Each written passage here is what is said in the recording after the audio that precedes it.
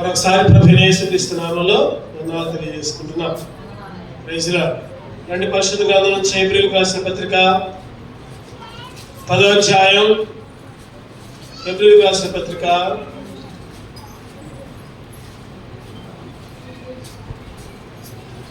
10వ అధ్యాయం 7వ వచనం అందరం కలిసి చదువుకుందాం. 10:7. అప్పుడు నేను గ్రంథపు చుట్టూలో నన్ను గురించి రాయబడిన ప్రకారము, దేవా నీ చిత్తము నెరవేర్చుటకు ఇదిగో నేను వచ్చి ఉన్నానంటిని. దేవా నీ చిత్తము నెరవేర్చుటకు నేను వచ్చి ఉన్నాను అని అంటిని. యేసుక్రీస్తు తండ్రితో అన్న మాటలు. దేవా నీ చిత్తము నెరవేర్చడానికి నేను వచ్చా. ఇందాక మనం చదువుకున్న 40:8 వచ్చిన కూడా మళ్ళీ ఒకసారి చదవండి బిగ్గరగా. కీర్తనలు 48. మన మూల పాఠం ఏంటంటే 41:8. నా దేవా నీ చిత్తము నెరవేర్చుట నాకు సంతోషము. ఈరోజు మనం సరి చేసుకోవాలి. ఆయన మనలో చేవేసేటప్పుడు మనం సరి చేసుకోవాలి. ఆయన శరీరం ఉంది అక్కడ, ఆయన రక్తం. మన అపరాధముల నిమిత్తం మన పాపాలన్నీ ఆ రక్తంలో తుడిచివేసాడని చదువుకున్నాం ఇందాక. మరి ఆ శరీరము ఆ రక్తంలో చేవేసినప్పుడు మనం సరి చేసుకోవాలి. ఏమైనా సరి చేసుకోవాలంటే, దేవా నీ చిత్తాన్ని జరిగిస్తున్నానా లేదా నేను. యేసుక్రీస్తు ఏ విధంగా ఉన్నాడు? ప్రభా నీ చిత్తాన్ని నెరవేర్చడానికి నేను ఈ లోకానికి పంపబడ్డా, నేను ఈ లోకానికి వచ్చా. ఈరోజు నువ్వు నేను కూడా ప్రభా నీ చిత్తాన్ని నెరవేర్చడానికే నేను ఈ లోకంలో ఉన్నా అని దేవుని చిత్తాన్ని నెరవేర్చే బిడలంగా నువ్వు నేను ఉండాలి. దేవుని చిత్తాన్ని నెరవేరిస్తే చాలా ఆశీర్వాదాలు ఉన్నాయి. దేవుని చిత్తాన్ని నెరవేరిస్తే వచ్చే ఆశీర్వాదాలు ఒక 5 చూద్దామండి. ముందు ఒక 5 చాలా ఉన్నాయి కానీ ఒక జస్ట్ అట్లా చదువుకుందాం. 41:8. మనం ఫస్ట్ గా మొదటి ఆశీర్వాదం ఏంటంటే మనం చదువుకున్న లేఖన భాగంలోనే ఉంది. నా దేవా నీ చిత్తము నెరవేర్చిన నాకు సంతోషం. దేవుని చిత్తము నెరవేరిస్తే మన జీవితాల్లో సంతోషం ఉంటుంది. దేవుని చిత్తం నెరవేర్చకపోతే మన జీవితాల్లో సంతోషం ఉండదు. గుర్తుపెట్టుకోండి. సంతోషం ఉండదు, నెమ్మది ఉండదు, సమాధానం ఉండదు. అన్నీ ఉన్నా ఉద్యోగం ఉన్నా, డబ్బులున్నా, ఆస్తులున్నా, బిల్డింగ్లున్నా, కార్లున్నా, మేళ్ళున్నా, చెప్పండి ఏముండదు? చెప్పండి. సంతోషం ఉండదు. ఎప్పుడు ఉంటుందండి సంతోషం? ఎప్పుడు ఉంటుంది? దేవుని చిత్తం నెరవేరిస్తే సంతోషం. రెండవదిగా మత్తయి సువార్త 12:50. రెండో మేలు అంటే దేవుని చిత్తం నెరవేరిస్తే వచ్చే మేలు. మత్తయి సువార్త 12:50 చదవండి. సహోదరులను పరలోకమందున నా తండ్రి చిత్తము చొప్పున చేయవాడే నా సహోదరుడు, నా సహోదరి, నా తల్లి. రెండో మేలు ఏంటంటే దేవుని చిత్తం నెరవేరిస్తే దేవునికి యేసుక్రీస్తుకి సహోదరులు అంటాము. యేసుక్రీస్తుకి సహోదరులు అంట, సహోదరులు అంట, తల్లి అంటే యేసుక్రీస్తు తోబుట్టువులుగా ఉంటాం దేవుని చిత్తం నెరవేరిస్తే. అది ఒక మేలు. మనం యేసుక్రీస్తు మన తండ్రి, మన అన్న, లేకపోతే మన తమ్ముడు, లేకపోతే మన భర్త. బైబిల్లో చాలా రకరకాలుగా రాయబడతా ఉంటుంది. యేసుక్రీస్తు అన్నాడు కదా, నా తండ్రి చిత్తం ఎవరైతే నెరవేరుస్తారో వాళ్ళే నా సహోదరుడు, వాళ్ళే నా తల్లి. చాలా సార్లు అయ్యా నీ తల్లి వచ్చిందయ్యా, అగో నీ తల్లి దగ్గరకు పోయావు అంటే నా తల్లి ఎవరు, నా తల్లి ఎవరు, నా తండ్రి ఎవరు అంటా ఉంటాడు. ఈరోజు యేసుక్రీస్తు తల్లినే ఒక దేవతగా ఆరాధిస్తున్నారు. చాలా మంది దేవతగా ఆరాధిస్తున్నారు, మొక్కుతున్నారు, మొక్కుబళ్ళు కొబ్బరికాయలు పడుతున్నారు, బిందెలు పెట్టి నీళ్లు తడుతున్నారు, దండాలు పెడుతున్నారు, పొర్లుతున్నారు. యేసుక్రీస్తు అంటున్నాడు, నా తల్లి ఎవరయ్యా, నా తండ్రి ఎవరు? అసలు ఈ లోకంలో ఉన్న వాళ్ళు ఎవరు కాదు నాకు తల్లిదండ్రులు. ఎవరంటే ఆయన తల్లి, ఆయన తండ్రి, ఆయన సహోదరుడు. ఎవరంటే దేవుని చిత్తము నెరవేర్చేవాడే నా సహోదరుడు, నా సహోదరి, నా తల్లి. అదొక ఆశీర్వాదం. మూడోదిగా చూస్తానండి 1 యోహాను 2:17. 1 యోహాను 2:17. 1 యోహాను 2:17. లోకమును దాని ఆశయం గతించిపోతున్నవి కానీ దేవుని చిత్తమును జరిగించువాడు నిరంతరము నిలుచును. దేవుని చిత్తం నెరవేర్స్తారంట, నిరంతరం నిలుస్తారంట. నిరంతరం అంటే చావు ఉండదు. అదేంటి చావు ఉండదంటే? చనిపోయినా మరలా లేస్తాం, చనిపోయినా మరలా బ్రతుకుతాం, పరలోక రాజ్యంలో ఉంటాం. దేవుని చిత్తము నెరవేర్చకపోతే చనిపోయిన తర్వాత అగ్నిగుండం, నరకం. అగ్ని ఆరదు, పురుగు చావదు. నరకములో మనమలా మాడిపోవాల్సిందే. దేవుని చిత్తము నెరవేర్చకపోతే నువ్వు నరకమే. నువ్వు ఎప్పుడైతే దేవుని చిత్తం నెరవేర్చావో నిరంతరము వెళ్తావు. చెప్పండి, ఒక రోజా, 2 రోజుల, సంవత్సరమా, లేదా 50 సంవత్సరాల కాదు, నిరంతరం. దానికి ఎండింగ్ లేదు.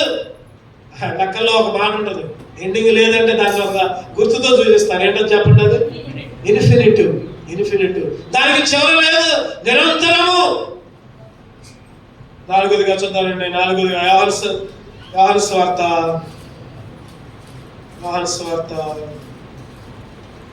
9వ అధ్యాయం 31వ వచనం. యోహాను సువార్త 9:31. దేవుడు పాపుల మనవి ఆలకింపడని ఎరుగుదుము.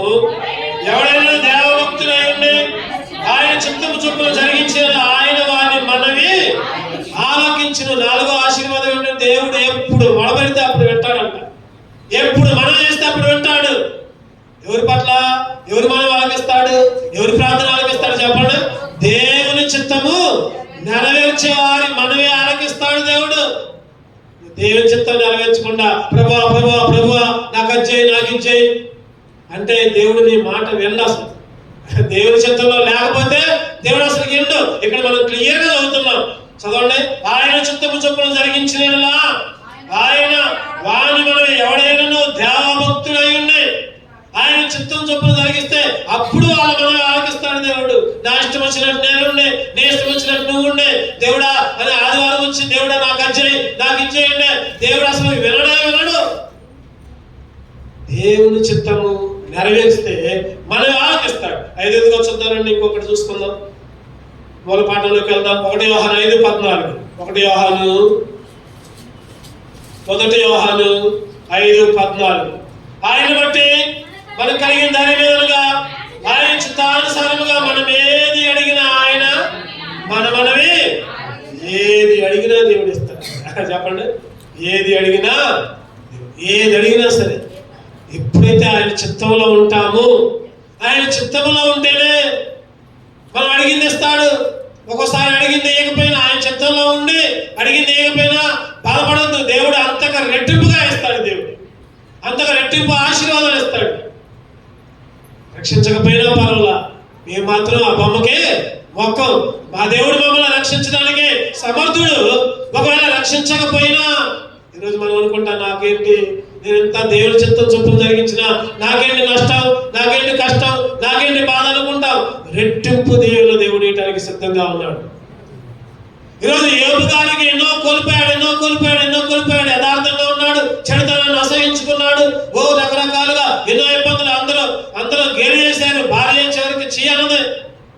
స్నేహితులు వచ్చి నువ్వేదో తప్పు చేసావని విమర్శించారు. అయినా కానీ దేవుని చిత్త ప్రకారంగానే యోబు గారు ఉన్నారు.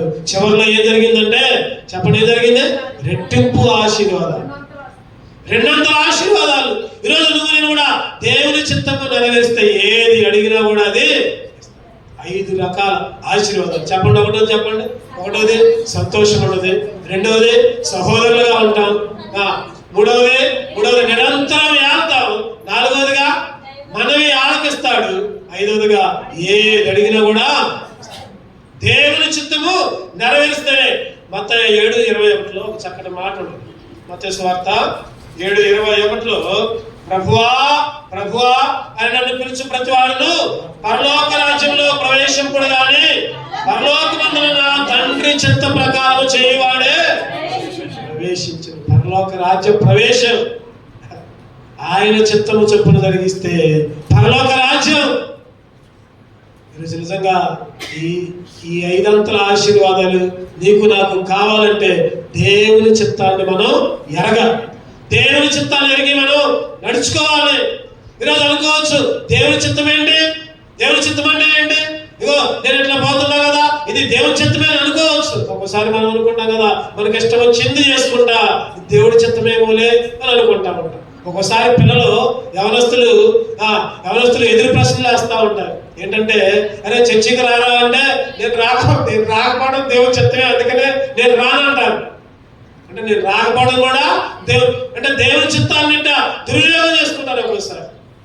ఈరోజు దేవుని చిత్తాన్ని నెరవేరిస్తే మన మనసులో నెమ్మది ఉంటుంది, సంతోషం ఉంటుంది, దేవుడు సమాధానాన్ని ఇస్తాడు. ఒక పని చేసినప్పుడు నెమ్మది లేకుండా లేకుండా గుబులు లేకుండా ఏదో ఒక బాధ ఉందనుకోండి, దేవుని చిత్తం కాదని అర్థం చేసుకోవాలి. దేవుని చిత్తం కాదని అర్థం చేసుకోవాలి. కాబట్టి దాన్ని వెంటనే తప్పించుకోవాలి, మన జీవితం నుంచి తప్పించుకోవాలి. మనం ముందుకు పోకూడదు. ఇదేంటి ఇంకా పని కావట్లేదంటే ఇంకొద్దిగా కష్టపడదాం, ఇంకొద్దిగా చేద్దామని ముందుకు సాగకూడదు. ఇది దేవుని చిత్తం కాదు, ఇంకొక రూట్లో వెళ్ళాలి. దేవుని చిత్తం వల్ల 5 అంతల ఆశీర్వాదాలు చూసుకోవాలి. అసలు దేవుని చిత్తం అంటే ఏంటి? మొత్తంగా ఒక 5 విషయాలు మనం ధ్యానం చేసుకుందాం. దేవుని చిత్తంగా ఏంటి? దేవుని చిత్తం అంటే ఏంటి? ఏ విధంగా చేయడం దేవుని చిత్తం చూద్దారండి. మొదటి తెస్సలోనికైలకు రాసిన పత్రిక 4వ అధ్యాయం. క్లుప్తంగా సమయానుకూలంగా మనం కొన్ని విషయాలు, ఒక 5 విషయాలు మనం ధ్యానం చేద్దాం. మొదటి తెస్సలోనికైలకు రాసిన పత్రిక 4వ అధ్యాయం 3వ వచనం చదవండి. మీరు పరిశుద్ధులవుటయే అనగా మీరు జాగ్రత్తలకు దూరముగా ఉండటయే దేవుని చిత్తం. దేవుని చిత్తం అంటే ఏంటంటే జాగ్రత్తానికి దూరంగా ఉండటం. జాగ్రత్తానికి దూరంగా ఉండటం దేవుని చిత్తం. అంటే పాపానికి దూరంగా ఉండడం, పాపానికి పారిపోవడం, పాపపు తలంపులు, పాపపు చూపులు, పాపపు ఆలోచనలు, వీటన్నిటి నుంచి దూరంగా పోవడం దేవుని చిత్తం. ఈరోజు దేవుని చిత్తం మన జీవితంలో ఉందా? ఉంటే ఏం చేయాలి చెప్పండి? జాగ్రత్తానికి దూరంగా. దేవుడు ఏం చెప్తున్నాడో చేయాలి మనం. దేవుడు 2 మాటలు చెప్తున్నాడు, 2 పనులు చేయమంటున్నాడు. ఏమని చెప్పండి? 2 పనులు చెప్తున్నాడు. ఏమనంటే నన్ను స్తుతించండి, నాకు తప్ప ఇక దేనికి కూడా ప్రాధాన్యత ఇయ్యొద్దు. భూమి మీద కానీ, ఆకాశంలో కానీ, భూమి కింద సమస్తంలో కానీ, దేనిలో కానీ నన్ను మాత్రమే కనపరచాలి. నేను చాలా రోషము కలిగిన నిజంగా చేస్తున్నామా దేవుని చిత్తం? ఆదివారం రోజు దేవుని కనపరుస్తున్నామా? ఆదివారం రోజు దేవుని స్తుతిస్తున్నామా? దేవుడు అన్నాడు, నన్ను మాత్రమే కనపరచండి, నీ పొరుగువాన్ని ప్రేమించండి అంటున్నాడు.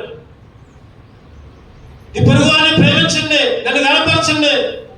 ఈరోజు ఈ 2 పనులు చేసే వాళ్ళంగా ఉంటే ఇవన్నీ కూడా దూరం అవుతాయి. పాపం దూరమైంది, జాగ్రత్త దూరమైంది. ఇంకా రకరకాలుగా చెప్పాలంటే ఈ లోక దుష్ట వ్యసనాలన్నీ కూడా దూరం అయిపోతూ ఉంటాయి. ఈరోజు ఒకప్పుడు నువ్వు నేను కూడా జాగ్రత్తగా పట్టబడ్డావు. జాగ్రత్త అంటే ఏదో వ్యభిచారం చేయడం కాదు. దేవుడి కంటే దేన్ని ఎక్కువగా ప్రేమిస్తే దాన్ని వ్యభిచరించినట్టే అని యెషయా గ్రంథంలో రాయబడుతుంది. ఈరోజు దేవుడి కంటే దేన్ని ఎక్కువ ప్రేమిస్తున్నావు. ఈరోజు ఒక సాక్ష్యం ఇవ్వాలి. ఒకప్పుడు ఏమో అట్లా చేసేది, కానీ ఇప్పుడైతే దేవుని కొరకు నిలబడదు. ఒకప్పుడు పలానా వ్యక్తి అట్లా పాపంలో ఉండేవాడు, ఇప్పుడైతే దేవుని కొరకు నిలబడ్డాడు. సాక్ష్యం చెప్పుకోవాలి. ఈరోజు నీ గురించి, నా గురించి సాక్ష్యం ఇవ్వాలి. చనిపోయేదాకా ఆ సాక్ష్యాన్ని కలిగి ఉండాలి. ఈరోజు సాక్ష్యంగా ఉంటున్నామా? ఇంకా పాపంలోనే ఉండి వాళ్ళంతేలే, చర్చికి పోయినా అంతేలే, వాళ్ళు బైబిల్ పట్టుకున్నా అంతే, ప్రార్థన చేసినా అంతే, ఆ కసేపే, తర్వాత మొత్తం ఇష్టం వచ్చిన జీవితమే. ఈరోజు మన గురించి ఎవరైనా అట్లా అనుకుంటున్నారా? సరే, లోకంలో ఎవరు అనుకోకపోయినా దేవుడు నీ గురించి, నా గురించి ఏమనుకుంటున్నాడు? ఒకప్పుడు అన్ని వదిలిపెట్టి రక్షణ పొందారు కదా, బాప్తిసం తీసుకున్నారు కదా, ఇప్పుడంటే వీళ్ళు ఎట్లా చేస్తున్నారని దేవుడు మన గురించి బాధపడ్డా. ఈరోజు ఒక సాక్ష్యముగా ఉండాలి నువ్వు నేను. సాక్ష్యమిచ్చెద యేసు రాజా, నీకే సాక్ష్యమిచ్చెదా, సాక్ష్యమిచ్చెదా, సాక్ష్యమిచ్చెదా, సాక్ష్యమిచ్చెదా, సాక్ష్యమిచ్చెదా, నా ప్రాణం నంత వరకు నే మట్టిలో, నా ప్రాణమున్నంత వరకు నే మట్టిలో చేరే వరకు. ఈరోజు చనిపోయేదాకా, ప్రాణం ఉన్నంత దాకా దేవుని కొరకు సాక్ష్యం ఇచ్చేవాళ్ళంగా ఉండాలి. అది దేవుని చిత్తం, మన చిత్తం కాదు. చెప్పండి, ఎవరి చిత్తం అదే? ఈరోజు ఎన్నిసార్లు మనం పక్కకు పోతున్నాం, ఎన్నిసార్లు మందిరాన్ని వదిలి దూరంగా పోతున్నాం, ఎన్నిసార్లు దేవుని సన్నిధికి దూరంగా ఉంటున్నాం, ఎన్నిసార్లు జాగ్రత్తలో ఉంటున్నాం. దేవుని మందిరాన్ని వదిలిపెట్టి, దేవుని సన్నిధిని వదిలిపెట్టి నువ్వు జీవిస్తే అది నువ్వు జాగ్రత్త కింద. రెండోదిగా చూద్దారండి. మొదటి తెస్సలోనికైలకు రాసిన పత్రిక 5వ అధ్యాయం 16వ వచనం. మొదటి తెస్సలోనికైలకు రాసిన పత్రిక 5:16. ప్రతి విషయమందును కృతజ్ఞతాస్తుతులు చెల్లించుడి, ఇలాగు చేయుట యేసు క్రీస్తునందు మీ విషయంలో దేవుని చిత్తము అంటే ఏంటి మనం ధ్యానిస్తున్నాం. దేవుడు అంటే తండ్రి. తండ్రి మనకి 7 కార్యాలు చూసాడు, 4వ మనం చేశాం. మరి తండ్రి చిత్తం అంటే ఏంటి? మొదటిగా జారత్వానికి, పాపానికి దూరంగా ఉండటమే దేవుని చిత్తం. రెండవదిగా ఏంటి చెప్పండి? ప్రతి విషయంలో కృతజ్ఞతాస్తుతులు. ప్రతి విషయంలో మేలైన కీడైన, సంతోషమైన బాధైన, ఇబ్బంది అయినా ఇరుకైనా, ఏదైనా సరే, ఆరోగ్యమైన అనారోగ్యమైన, ప్రతి విషయంలో ఎల్లప్పుడూ దేవాని చిత్తమయ్యా, నీకు స్తోత్రమయ్యా అని చెప్పాలి. నీకు స్తోత్రమయ్యా అని చెప్పాలి. జేసీరావు గారు ఈ మధ్యనే చనిపోయారు. ఎందుకని కూడా వచ్చారు. కొంతమంది మీటింగ్కి వచ్చినప్పుడు చూసే ఉంటారు. ఆయన భార్య అంతకుముందేమో ట్రైన్ యాక్సిడెంట్ లో చనిపోయింది ఆయన భార్య. తర్వాత ఆయన కుమారుడు హాస్పిటల్లో ఉన్నాడు. అటువంటి సందర్భంలో ఆ కుమార్తె అన్నదంట, నాన్న ఏంటి బాధపడతావు? ఇటువంటిప్పుడే కదా దేవుని స్తుతించాలి. సంతోషం ఉన్నప్పుడేనా? బాధ ఉన్నప్పుడు కూడా దేవుని స్తుతించాలి కదా అనే సందర్భంలో దేవుడు ఆ జేసీరావు గారి చేత ఒక పాట అద్భుతంగా రాయించాడు. ఏంటిదా పాట చెప్పండి? ఏంటిదా పాట? ఈ జీవిత యాత్రలో ఏమి సంభవించినా, ఈ జీవిత యాత్రలో ఏమి సంభవించినా,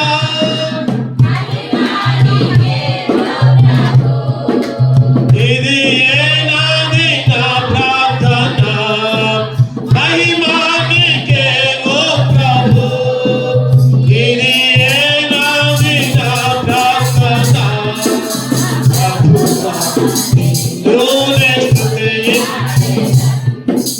హల్లెలూయా పాడేదా,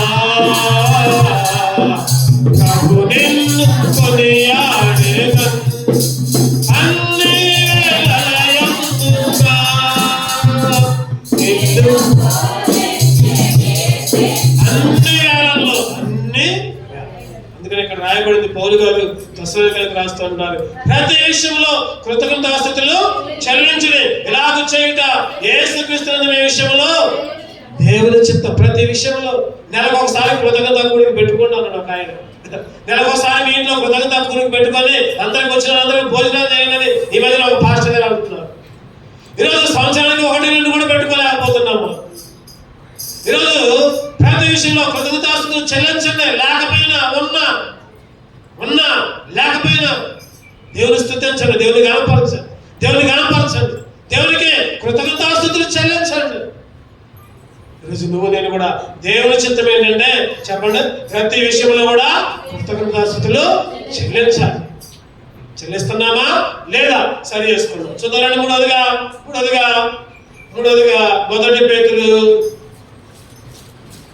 మూడవదిగా పరిశుద్ధ గ్రంథం నుంచి 1 పేతురు 2వ అధ్యాయం 1 పేతురు 2వ అధ్యాయం 15వ వచనం చదవండి.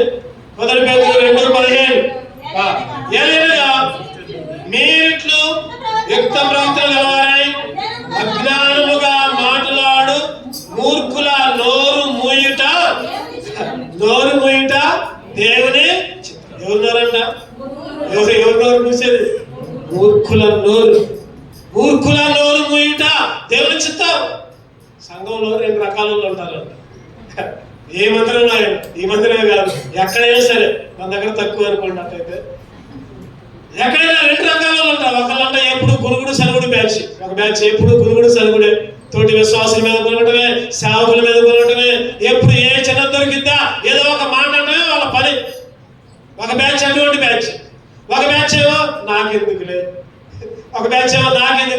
ఎవరి పాపన వాళ్ళే పోతారులే. మొదటి బ్యాచ్ ఉంటారు, తప్పలేదు. 2వ బ్యాచ్లో ఉండకూడదు. 2వ బ్యాచ్ నాకెందుకులే అని అనుకోకూడదు. ఎవరైతే మూర్ఖంగా ఉంటున్నారో, ఎవరైతే అజ్ఞానంగా మాట్లాడుతున్నారో వాళ్ళ నోర్లు ఏం చేయాలి చెప్పండి? వాళ్ళ నోర్లు ముయ్యాలి.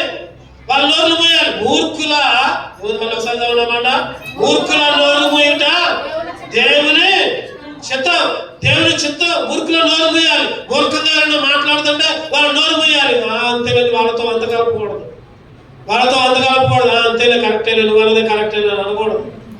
వాళ్ళ నోరు ముప్పియాలి. ఫస్ట్ ఈరోజు కొంతమంది కొన్ని మీటింగులకు కూడా పోతా ఉంటాం, కొన్ని కూడికలకు కూడా పోతా ఉంటే ఆ సేవకులు కూడా ఒకసారి ఇష్టం వచ్చిన రీతిలో మాట్లాడతాం. వాక్యం చెప్పరు, యేసుక్రీస్తు నమ్ముకోమని చెప్పరు, మందిరానికి వెళ్ళమని చెప్పరు. ఇగో మీరెవరు అట్ట చేస్తున్నారు ఇట్ట చేస్తున్నారు బైబిల్లో ఎక్కడ చూపి, ఒక ఆ వచనం చూపి ఈ వచనం చూపి. మూర్ఖులు ఎటువంటి వాళ్ళు చెప్పండి, ఎవరు? అటువంటి వాళ్ళు నోళ్ళు మూపియాలి. ఒకసారి మాట్లాడాలి, రెండోసారి అసలు పోకూడదు అటువంటి దగ్గరికి.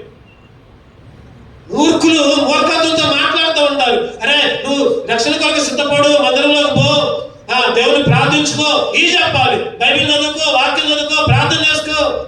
అవి చెప్పరు. అవి చెప్పకుండా పలానా రిఫరెన్స్ చూడు, పలానా వాక్యం చూడు, అక్కడ అట్టుంది, మీరేం ఎట్లా చేస్తున్నారు. అక్కడ సందర్భాన్ని బట్టి ఉంటుంది. ఒక్కోసారి ఆ సందర్భానుసారంగా చేయాలి. ఈరోజు మౌనంగా ఉండటం కూడా తప్పే. ఈరోజు మూర్ఖుల నోరు మోయించడం దేవుని చిత్తం. చెయ్యాలి అట్లా మనం. 4వ చూద్దామండి. 1 పేతురు 3వ అధ్యాయం 15వ వచనం. 1 పేతురు 3వ అధ్యాయం 15వ వచనం. నిర్మలమైన మనస్సాక్షి కలిగిన వారై మీలో ఉన్న నిరీక్షణను గురించి మిమ్మల్ని హేతువడుగు ప్రతి వారికి సాత్వికముతోను భయముతోను సమాధానం చెప్పుటకు ఎల్లప్పుడూ సిద్ధముగా ఉండి మీ హృదయములందు క్రీస్తును ప్రభువుగా ప్రతిష్ఠించుడి. అప్పుడు మీరు దేని విషయమై దుర్మార్గులను దూషింపబడుదురో దాని విషయమై క్రీస్తునందున మీ సత్ప్రవర్తన మీద అపనింద వేయువారు సిగ్గుపడుదురు. దేవుని చిత్తం అలాగున్న యెడల కీడు చేసి శ్రమపడుట కంటే మేలు చేసి శ్రమపడుటయే. కీడు చేసి శ్రమ పడటం కంటే చెప్పండి మేలు చేసి. పైనుంచి ఆ వచనం కూడా ఎందుకు చదివించానంటే నిర్మలమైన మనస్సాక్షి కలిగిన వారనుక ఎప్పటికప్పుడు సాత్వికం భయం ఉండాలి. మనం ఎల్లప్పుడు కూడా సిద్ధంగా ఉండాలి. యేసుక్రీస్తుని ప్రభువుగా మన హృదయాల్లో ప్రతిష్ఠించుకోవాలి. సత్ప్రవర్తన మీద అపనింద వేసే వాళ్ళు సిగ్గుపడతారంట. దేవుని చిత్తం అలాగున్న కీడు చేసి శ్రమ పడుట కంటే మేలు చేసి శ్రమ పడటమే మంచిది. మేలు చేసి శ్రమ పడడం ఏం కాదు, మేలు చేసి కష్టపడి ఏం కాదు. కీడు చేసి వాళ్ళ ఆ మాటలని ఈ మాటలని నిందలన్నీ శ్రమలన్నీ మెదడు తెచ్చుకోవడం కంటే మేలు చేసి శ్రమపడు ఏం కాదు. ఈరోజు శ్రమ పడుట నీ చిత్తమాయనయ్యా అని దావీదు గారు అంటారు. శ్రమ పడుట నాకు మేలాయన అని అంటాడు దావీదు. ఈరోజు శ్రమని మనం మేలుగా ఎంచుకోవట్లా. మనం శ్రమని దేవుడేంటి నాకు కీడు చేస్తుండేంటి అని అనుకుంటాం. ఈరోజు శ్రమని మనం మేలుగా మార్చుకోవాలి. అందుకని అక్కడ పేతురు రాసుకుంటూ ఏమన్నాడు చెప్పండి, కీడు చేసి శ్రమ పడు కంటే మేలు చేసి శ్రమ పట్టమే. అదే పేతురు 4వ అధ్యాయం 19వ వచనం. అదే దేవుని చిత్త ప్రకారం బాధపడేవారు సత్ప్రవర్తన గలవారై నమ్మకమైన సృష్టికర్తకు తమ ఆత్మలను దేవుడికి అప్పచెప్పుకోవాలి. దేవుని చిత్త ప్రకారం బాధపడే వాళ్ళు ఏం చేయాలంటే అక్కడ మాటలు ఏమంటది సత్ప్రవర్తన. బాధపడ్డా కూడా, బాధల్లో ఉన్నా కూడా నీ ప్రవర్తన జాగ్రత్తగా ఉంచుకో. బాధల్లో దేవుని నిందించమాకు, బాధల్లో సంఘాన్ని నిందించమాకు, బాధల్లో మందిరాన్ని నిందించమాకు, బాధల్లో సేవకులు నిందించమాకు. నేను ఇట్లా చేశాను కాబట్టి నాకు ఇట్లా వచ్చింది అని అనుకోవాలి. ఇగో నేను పలానా దేవునికి వ్యతిరేకంగా చేశాను కదా అందుకని నాకు ఎట్లా వచ్చిందని అనుకోవాలి. అంతేగాని మన మందిరానికి రాకుండా దేవుడు మనకి ఏదైనా కీడు చేస్తే లేదా మనకి మందిరానికి వచ్చినా దేవుని చిత్త ప్రకారం జరిగించకుండా ఉంటే ఏదైనా కష్టం వచ్చింది అనుకోండి, ఎవరి మీద నిందేయకూడదు.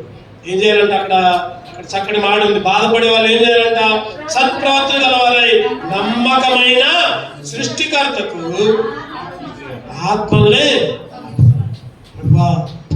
దేవుడికి అప్పచెప్పాలి. దేవా దీంట్లోంచి తప్పించు, నీ చిత్తం ఎలా ఉంటే ఇలాగే జరిగించు. నమ్మకమైన సృష్టికర్తకే ఆత్మల్ని అప్పగించుకునే వాళ్ళ మీదగా ఉండాలి. అంతేగాని ఎవరి మీదనో నిందలేయకూడదు. ఈరోజు దేవుని పరిపూర్ణంగా ఉండాలంటే కొన్ని శ్రమలు వస్తాయి, కొన్ని బాధలు వస్తాయి, కొన్ని ఇబ్బందులు వస్తాయి. ఆయనే నీకు కొరకు నా కొరకు శ్రమ పడ్డాడని బైబిల్లో రాయబడి ఉంటుంది. కొలస్సీలకు రాసిన పత్రిక 1:24 చదవండి. కొలస్సీలకు రాసిన పత్రిక 1:24.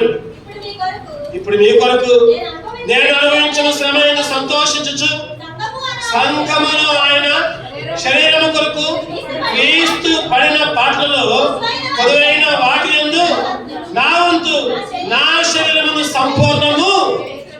క్రీస్తు శ్రమలు పడ్డాడు, కొద్దిగా మిగిలిచ్చాడు నీ కోసం నా కోసం. అసలు అన్ని కూడా ఆయనే శిక్ష పొందాడు, అన్ని ఆయనే శిక్ష.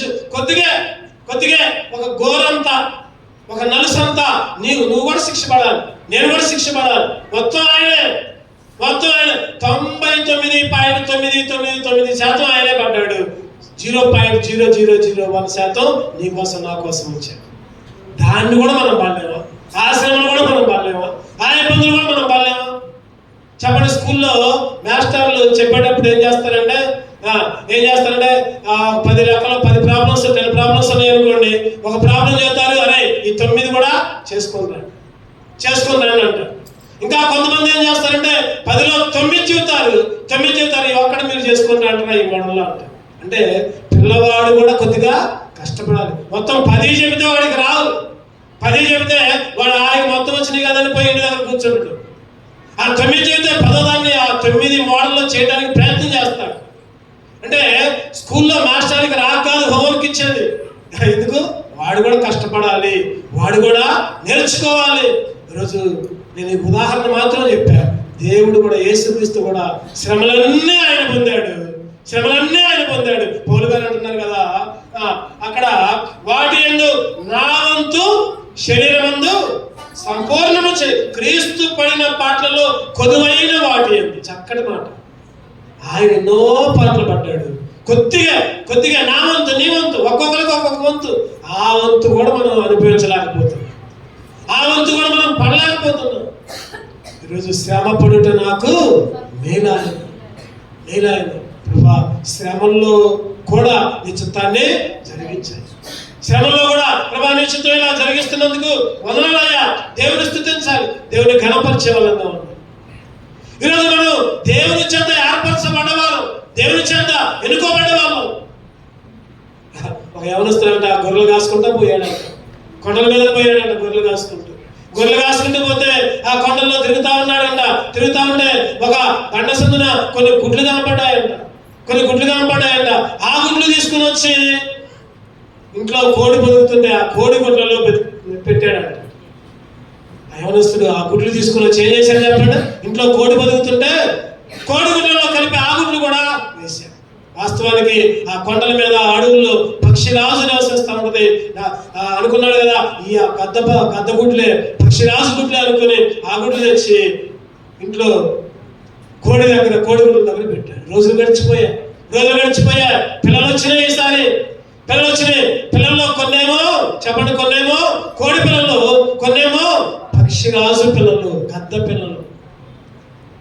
చిన్నప్పుడు అన్ని ఒకేలాగే ఉన్నాయి. పెరుగుతా ఉంటే వాటి రూపు మారిపోయింది, నడక మారిపోయింది, తినేది మారిపోయింది. అరే వాటి ముఖ్యంగా ఎట్లా ఉంది, నా ముఖ్యంగా ఎట్లా ఉంది చూస్తా ఉన్నాయి. అయినా కానీ వెంబడిస్తూనే ఉన్నాయి.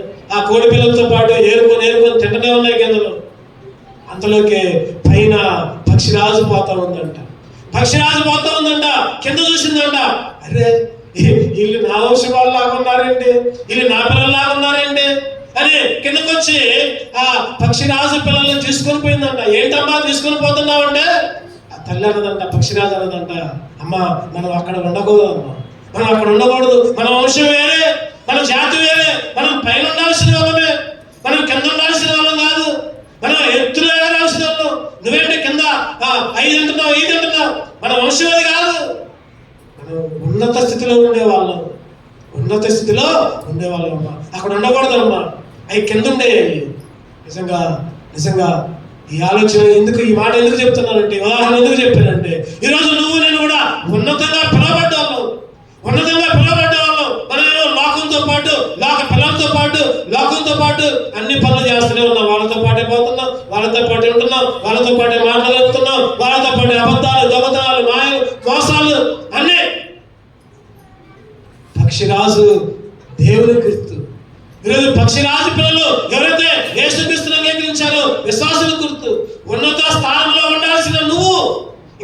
దిగజారి దిగజారి దిగజారి ఇంకా లోకంలోనే ఉంటున్నావు, లోక ఆలోచనలోనే ఉంటున్నావు.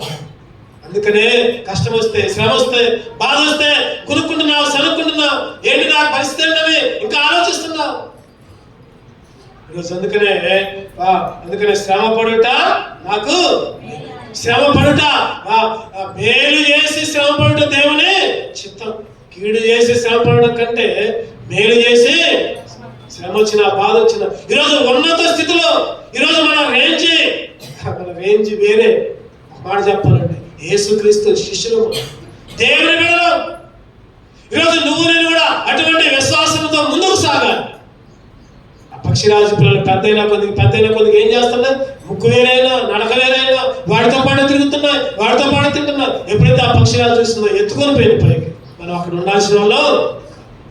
ఈరోజు నువ్వు నేను కూడా ఈ లోకంలో ఉండాల్సిన వాళ్ళం కాదు. లోక తలంపులు, లోక ఆలోచనలు, లోక వ్యసనాలు ఈరోజు నేను కూడా ఎన్నోసార్లు కట్టి పడేస్తున్నా. ఈరోజు అందుకనే ఎటువంటి పరిస్థితి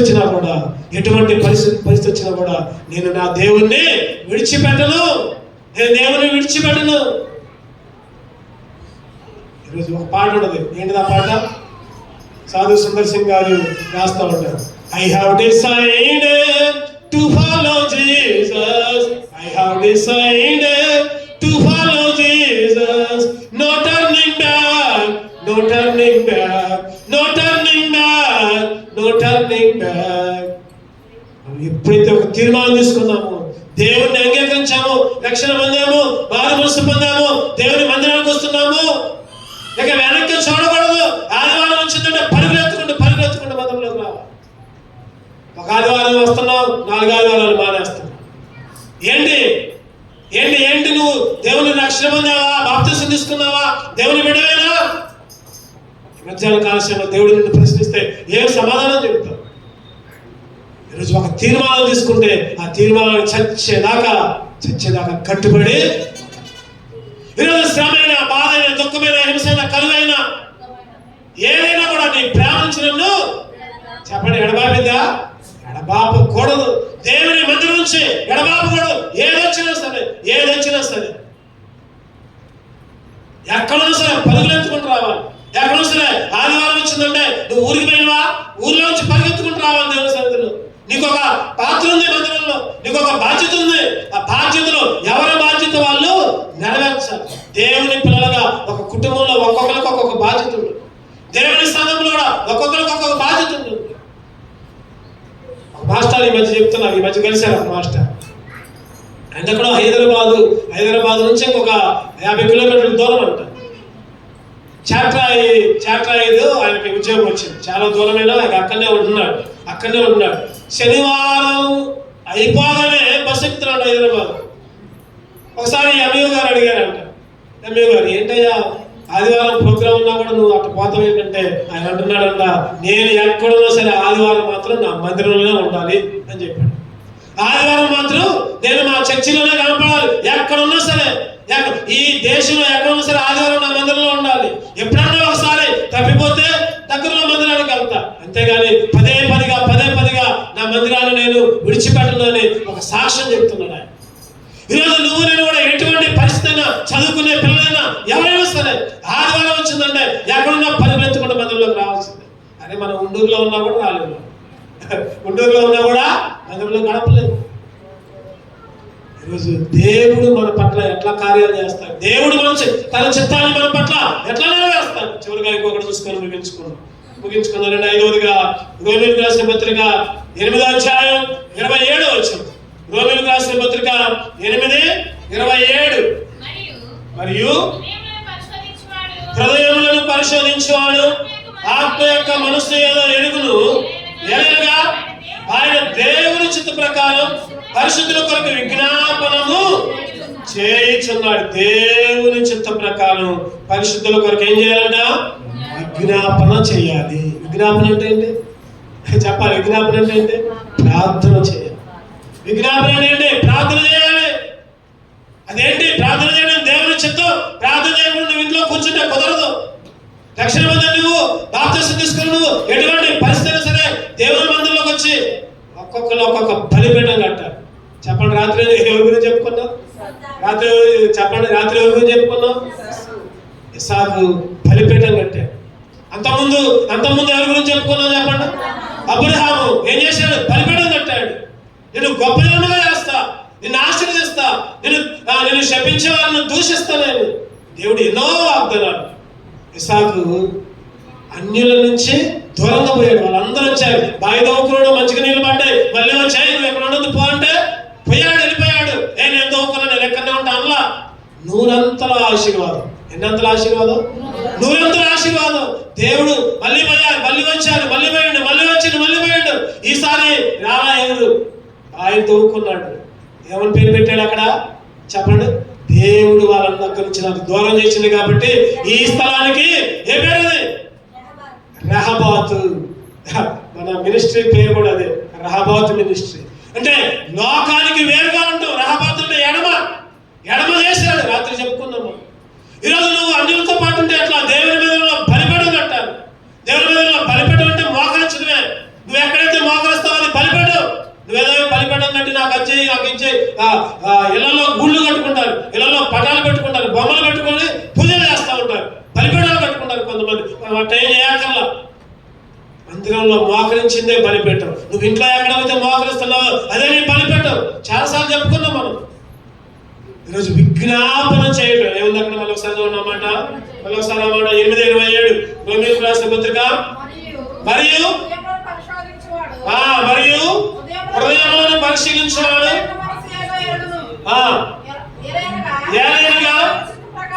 దేవుని చిత్త ప్రకారము పరిశుద్ధుల కొరకు. ఎవరి కొరకంట?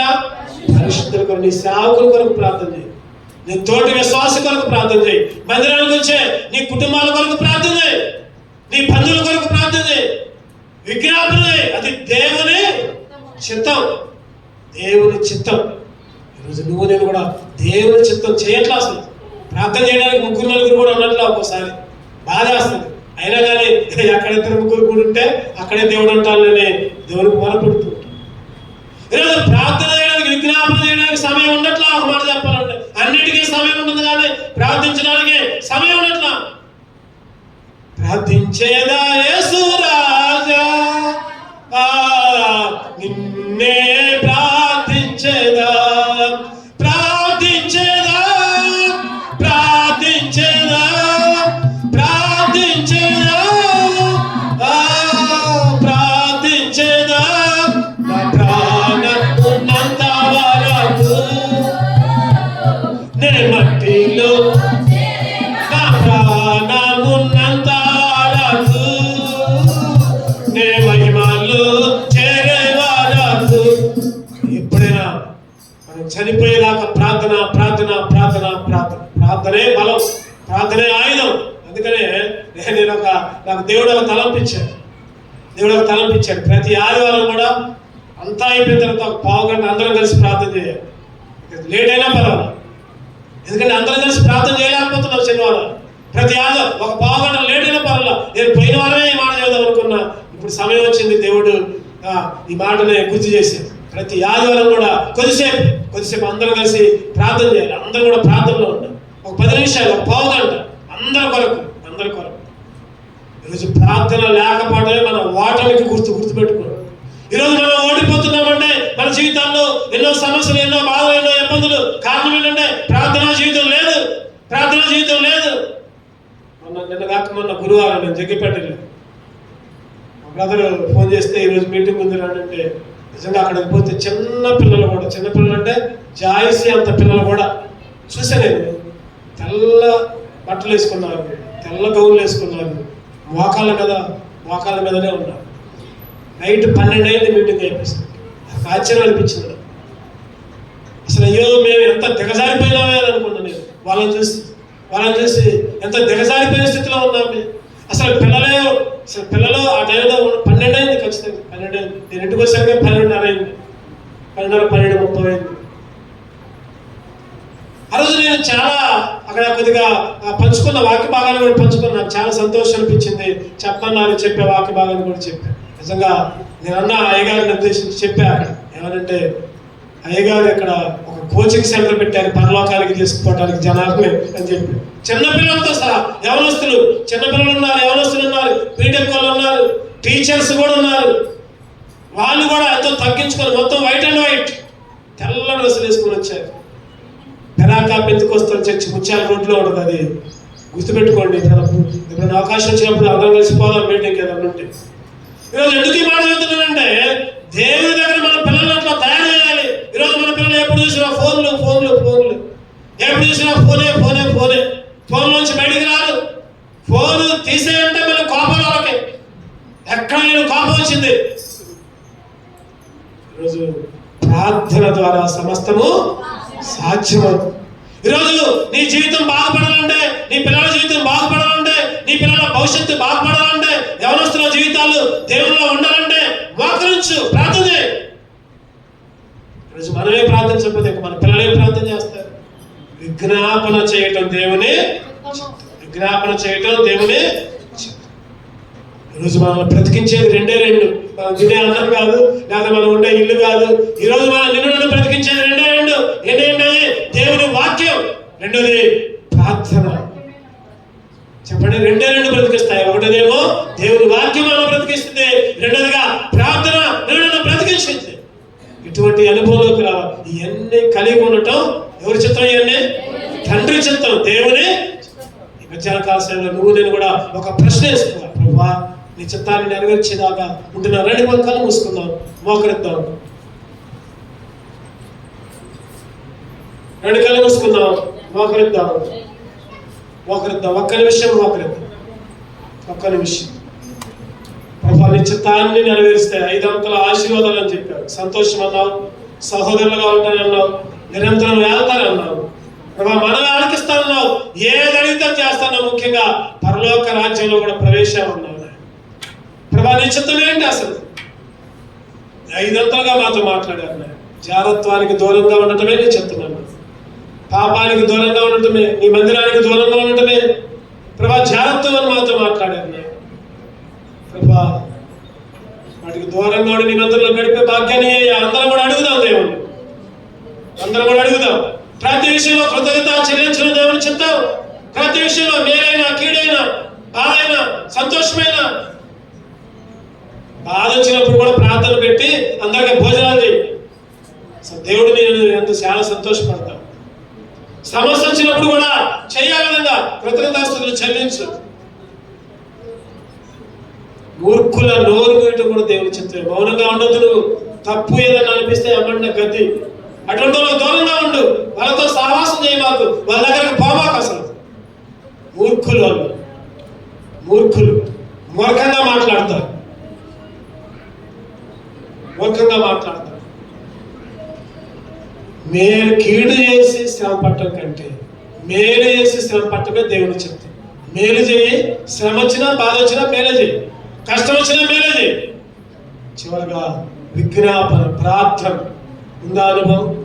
ఈ 5 గంటల అనుభవం ఉందా? దేవుడు ఈ ఫాదర్స్ డే రోజు నీ తండ్రి, నా తండ్రి, మన తండ్రి, మన ఏకైక తండ్రి, మన తండ్రి అయిన దేవుడు ఈ 5 అంతల వాగ్దానాలు మనకి ఇస్తున్నాడు. నెరవేర్చు. వీటి ప్రకారం జీవించే భాగ్యమే అయ్యా. దేవుణ్ణి అడుగు, దేవుణ్ణి అడుగు. ప్రభా, నీ చిత్త ప్రకారం జీవించే భాగ్యమే అయ్యా.